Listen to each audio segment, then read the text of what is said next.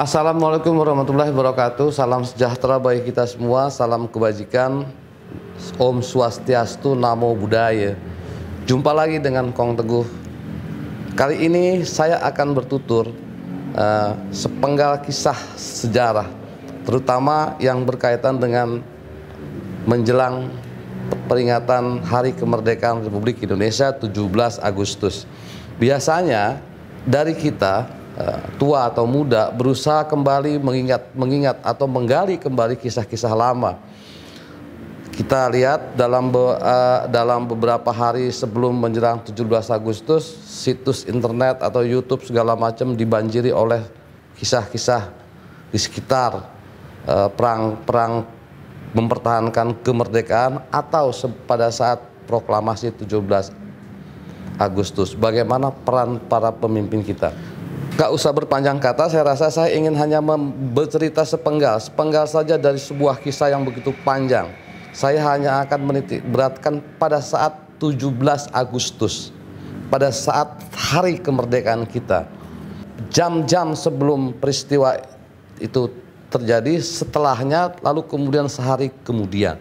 Sehari setelah 17 Agustus 1945 atau pada tanggal 18 Agustus 1945. Seperti kita ketahui bahwa pada 17 Agustus itu Bung Karno atau Insinyur Soekarno membacakan teks proklamasi di kediamannya Jalan Pegangsaan Timur.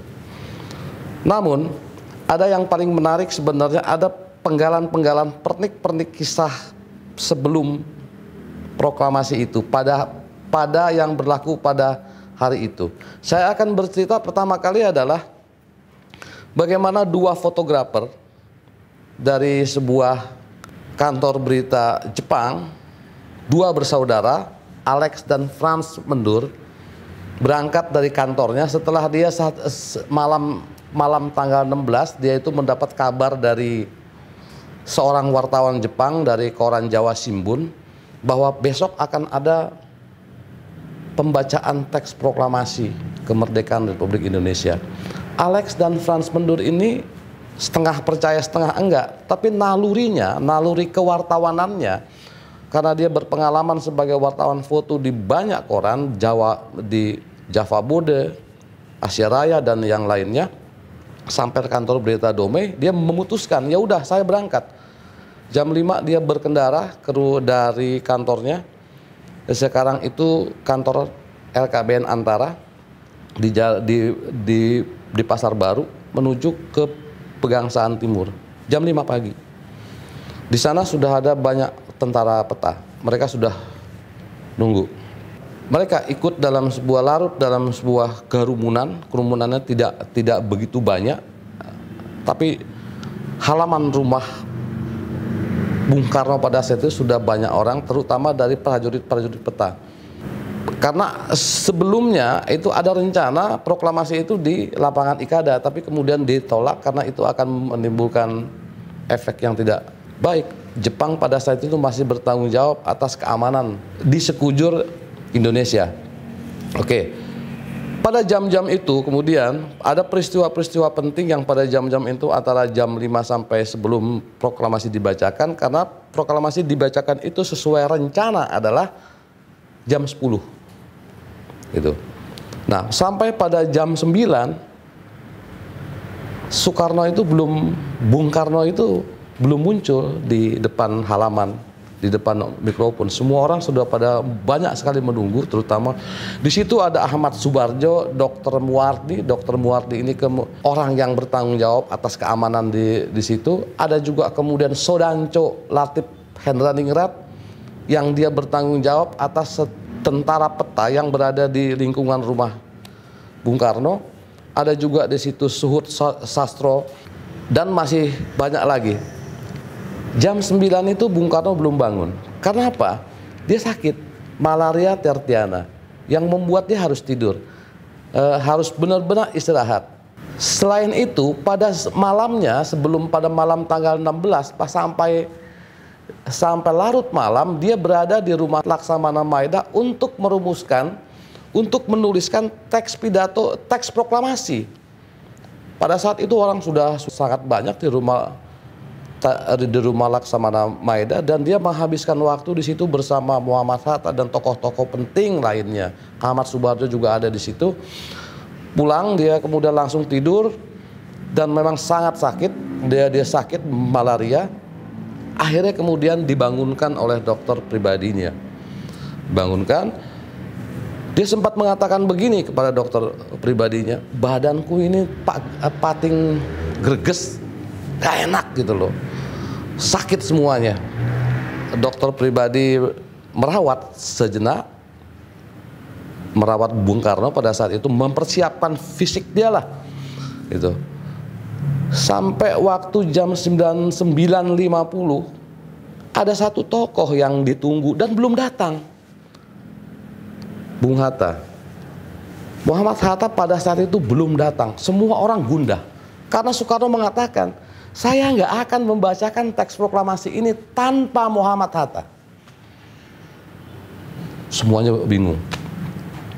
Sampai kemudian di dalam kebingungan itu bagaimana setiap orang itu berusaha mencari jalan lah. Tapi tiba-tiba muncul, Bung Hatta muncul dari kerumunan pecah, membelah diri, masuk dia, disambut dengan gegap gempita oleh orang-orang di situ, termasuk Soekarno. Masuk ke dalam ruangan, masuk ke dalam kamar sebentar, entah apa yang diomongin pada saat itu. Jam 10 keluarlah mereka berdua dari dalam ruangan.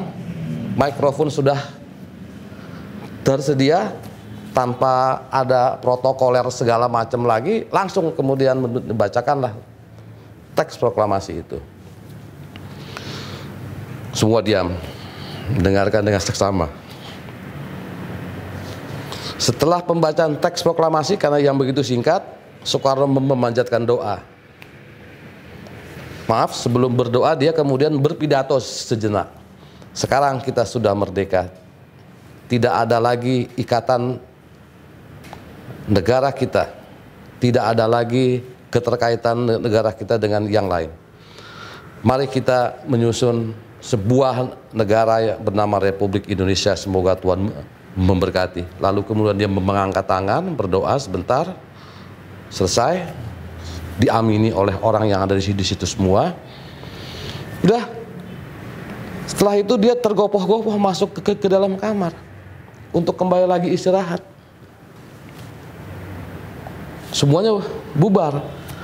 Tapi sebelum itu saya ingin mengatakan juga adalah, karena tidak ada protokol pada acara itu, Latif Hendraningrat dan Suhut Karto itu, dua sodanco peta, berinisiatif menaikkan bendera. Dialah yang, kedua orang itulah yang menjadi pengerek bendera, diiringi oleh lagu kebangsaan Republik Indonesia. Udah, kembali lagi tadi saya, setelah kemudian upacara teks proklamasi selesai, Soekarno masuk ke kamarnya, tergopoh-gopoh. Mungkin kalau dia bertahan agak lama juga sangat riskan, karena sakitnya malaria tertiana yang dideritanya ini cukup serius. Dan sebenarnya yang dilakukan adalah cuma butuh istirahat pada saat itu. Masuk ke dalam kamarnya, tidur. Dia untuk apa? Kembali lagi beristirahat, bubar.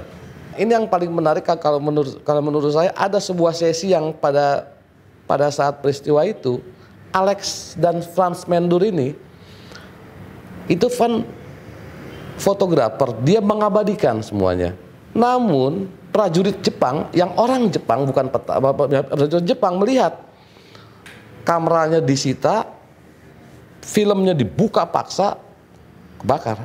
Pada saat itu kalau nggak salah, Alex itu sudah mengabadikan 7 foto, dibuka, kebakar semuanya. Franz agak jauh, dia pada saat itu dia masih sempat menggulung itu film, mencopotnya, mengeluarkannya, lalu kemudian membawanya ke kantor Asia Raya, dibuang ke tong sampah. Ketika diperiksa oleh Jepang, ya nggak ada. Udah, sore hari dari tong sampah itu diambil lagi itu film. Dia memotret 12 kali, dari mulai foto Bung Karno membacakan teks proklamasi, pengerekan bendera, dan kemudian suasana di sekitar itu, jalan Pegangsaan, itulah foto-foto karya Frans Mendur yang kemudian abadi dan kita nikmati pada saat ini. Foto-foto itulah yang kemudian menceritakan sebagai fakta, sebagai bukti bahwa Indonesia telah merdeka.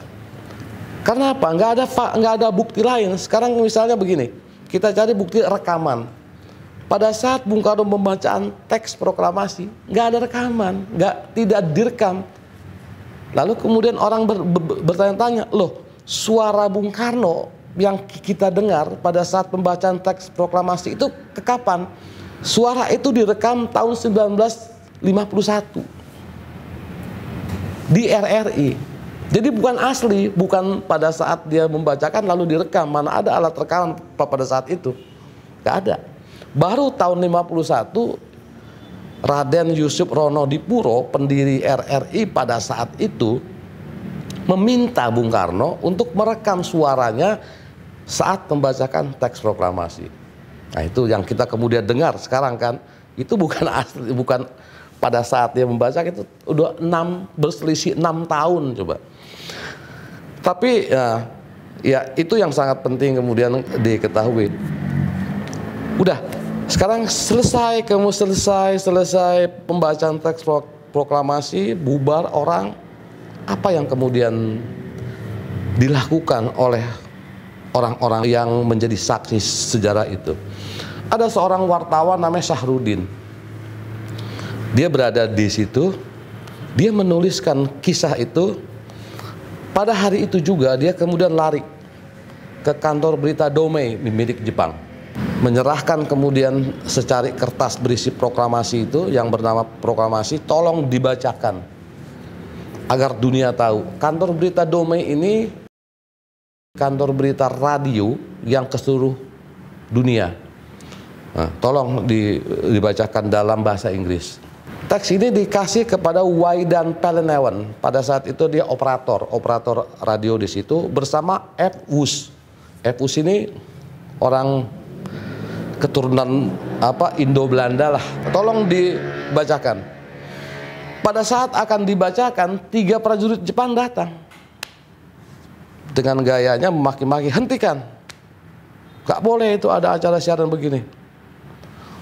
Waidan Pellenewan pada saat itu lebih keras lagi, ngomong kepada bos, teruskan, kamu harus terus berkali-kali, proklamasi ini harus disiarkan ke dunia. 3 prajurit Jepang itu akhirnya diam dan keluar. Pertanyaannya adalah kemudian kenapa Jepang begitu menyerah? Prajurit Jepang setelah pernyataan kekalahan yang setelah Hiroshima Nagasaki dan menyatakan menyerah, itu memukul moral pasukan Jepang. Dia sudah tidak bisa apa-apa lagi, sudah diam, dia sekarang sudah tahanan sekutu. Ya udah, sekalipun dia membentak, melakukan apapun, tapi dia tidak lagi melakukan kekerasan. Dia keluar saja seperti begitu.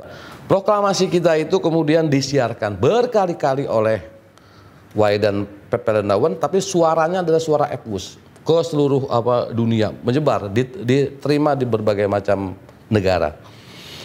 Syahrudin kemudian nggak hanya ke Domei, dia kemudian lari masuk ke sekarang namanya RRI. Dulu itu adalah Radio Hosu Kanrikyoku, itu radio Jepang, masih dijaga oleh Jepang, oleh pasukan Jepang. Nggak tahu bagaimana ini orang yang mungkin naluri kewartawanan ini dengan sangat luar biasa, dia bisa masuk ke kantor itu. Dia masuk ke dalam, ketemulah sama Yusuf Ronodipuro, Bahtiar Lubis dan Suprapto, 3 orang penyiar ini. Kasih itu, siarkan. Itu disiarkan berulang-ulang pada hari itu sampai larut malam, terus menerus didengar oleh semua, terutama saja yang didengar oleh di seluruh Indonesia yang paling utama, terutama oleh mereka yang punya radio. Pada saat itu kan radio masih jarang kan. disiarkan terus berulang-ulang sampai kemudian sampai malam lah gitu tuh. Nah, keesokan harinya cuman ada 2 koran yang menerbitkan, memberitakan itu, memberitakan soal proklamasi. Suara Asia di Surabaya, Cahaya di Bandung. 2 koran ini 2 koran sangat nasionalis pada saat itu. Begitu dia mendengar kabar itu dari RRI, langsung saja kemudian dimuat di koran, besoknya cetak.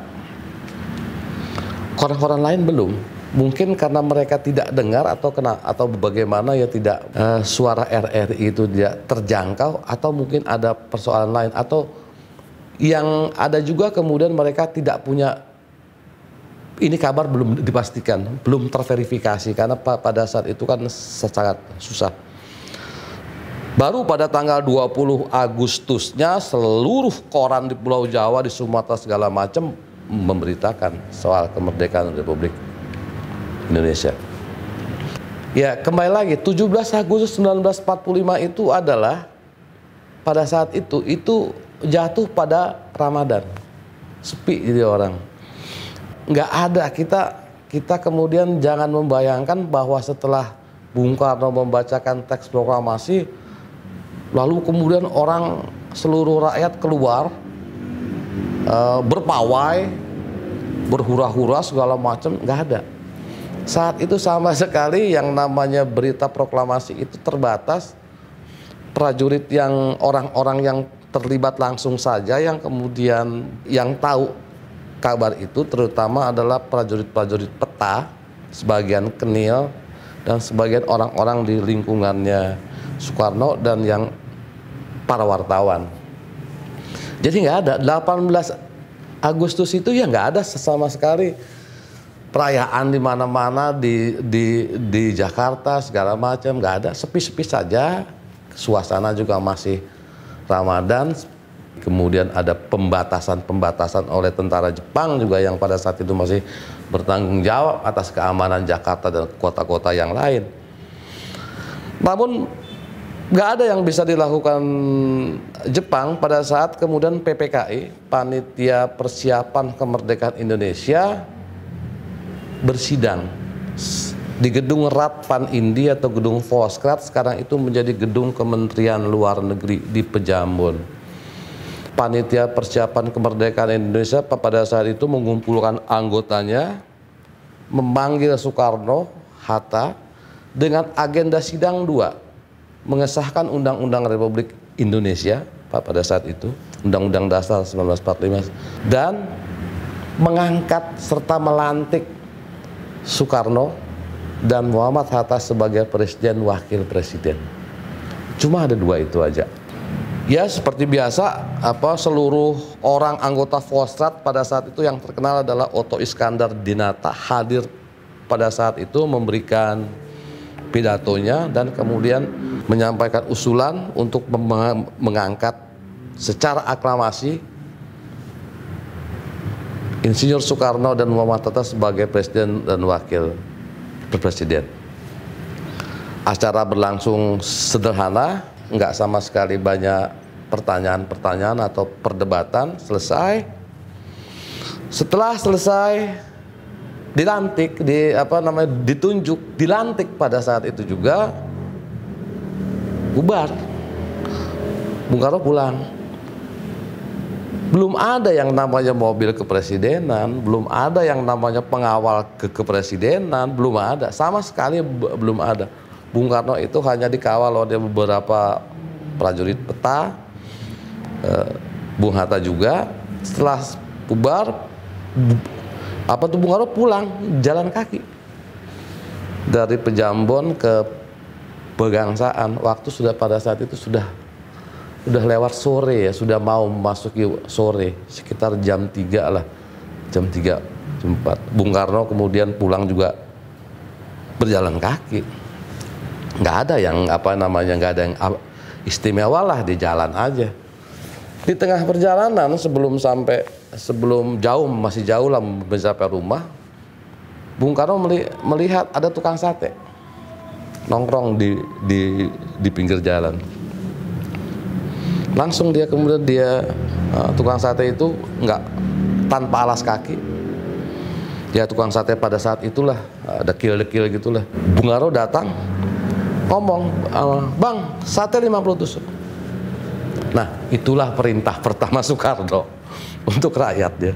"Bang, sate 50 tusuk."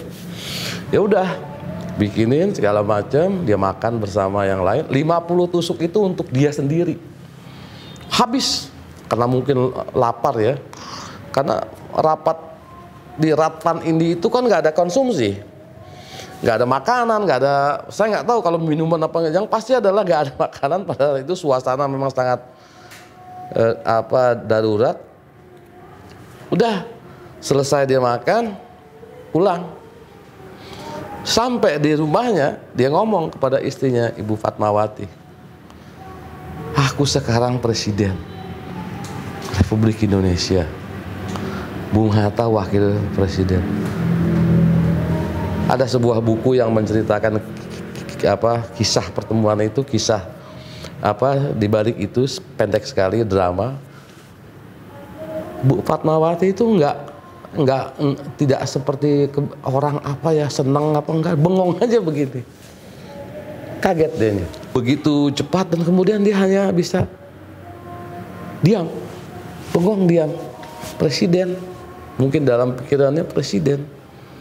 Nah, saya nggak tahu apa yang terjadi dengan Bung Hatta, karena Bung Hatta pada saat itu kan belum menikah. Dia kan menikah di tengah perjuangan kalau nggak salah. Nggak ada apa-apa lagi. Kembali suasana seperti biasa.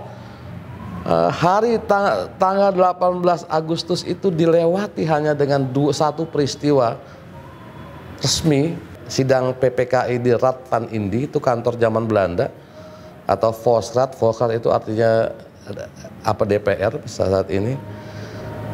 Dan Bung Karno yang mengeluarkan perintah pertamanya, "Bang, sate 50 tusuk." Nah, saya rasa itu saja tuturan bagaimana suasana 2 hari, tanggal 17 dan 18 Agustus, yang barangkali kemudian akan bisa memperkaya khasanah kita tentang kemerdekaan negeri ini. Terima kasih. Assalamualaikum warahmatullahi wabarakatuh.